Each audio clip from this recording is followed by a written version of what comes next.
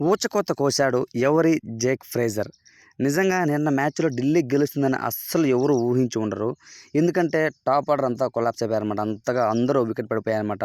First one David Warner out అయిపోయారు. దాని తర్వాత కొంతవరకు పృథ్వీ షా రాణించినా గానీ రన్ రేట్ పెద్దగా లేదనమాట. సో, కాబట్టి మ్యాచ్ ఓడిపోతుందేమో అనుకున్న సమయంలో జేక్ ఫ్రేజర్ వచ్చాడు. ఊచకోత కోశాడు. ఎదురుదాడికి తిరిగి ప్రతి ఒక్క బౌలర్‌లో తను బౌండరీలు బాదాడనమాట. సో, మామూలుగా ఆడలేదు. పెర్ఫార్మెన్స్ సూపర్‌గా అనిపించింది.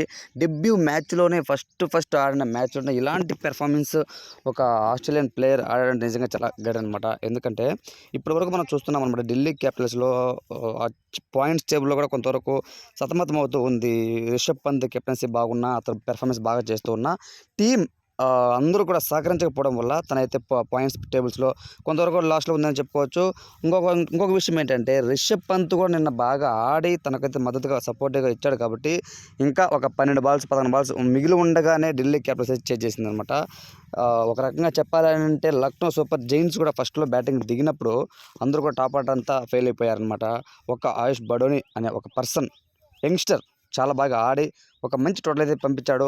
అసలుకు 130, 125కి ఆల్ ఔట్ అయిపోతుందన్న సమయాన్ని 160 వరకు తీసుకెళ్ళాడనమాట ఆయుష్ బడోని. చాలా బాగా ఆడాడు. సో, నెక్స్ట్ దాని తర్వాత ఢిల్లీ క్యాపిటల్స్ కూడా అదే తరహాలో బ్యాటింగ్ చేస్తూ స్లో రన్ రేట్‌తో వచ్చిందనమాట.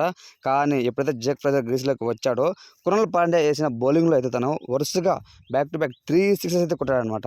కృణాల్ పాండ్యా ఈ 2024లో స్పిన్ చాలా బాగా వేస్తున్నాడు. తను ఇప్పటివరకు దాదాపు ఒక 70 బాల్స్ వేస్తే అందులో అన్ని ఫ్రాంచైజీస్‌కి తను 70 బాల్స్ వేస్తే 2 సిక్సెస్ మాత్రమే ఇచ్చాడనమాట. కానీ ఇతను ఆడిన మొదటి 4 బాల్‌లోనే 3 సిక్స్‌లు కొట్టి వాహ్! అనిపించాడనమాట.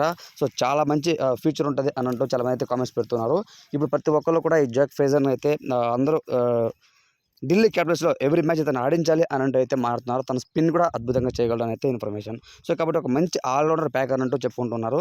ఓవరాల్‌గా అతని బ్యాటింగ్‌పై మీ ఒపీనియన్ ఏంటి అనేది కామెంట్ రూపంలో తెలియచేయండి. Thanks for watching.